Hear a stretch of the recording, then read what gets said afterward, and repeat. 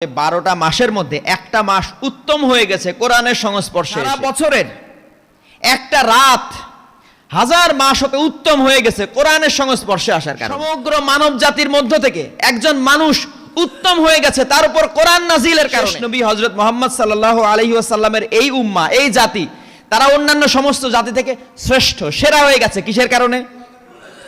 কোরআন নাজিলের কারণে। তারা কোরআনের ধারক, তারা কোরআনের বাহক, তারা কোরআন প্রতিষ্ঠাকারী।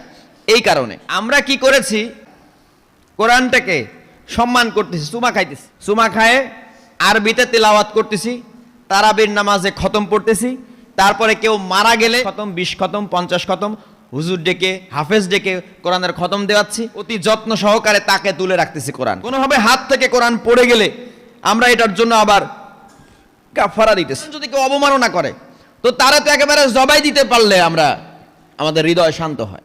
তাহলে কোরআনকে আমরা সম্মান করতেছি, শ্রদ্ধা করতেছি, কিন্তু কোরআনের যে উদ্দেশ্য, আসল উদ্দেশ্য ছিল, সেই উদ্দেশ্য বাদ দিয়েছি। এটা দিয়ে রাষ্ট্র চালানোর কথা ছিল, এটা দিয়ে সমাজ চালানোর কথা ছিল, এটা দিয়ে অর্থনীতি চালানোর কথা ছিল, এটা দিয়ে দণ্ডবিধি চালানোর কথা ছিল, এটা দিয়ে সমগ্র জীবন ব্যবস্থাটা চালানোর কথা ছিল।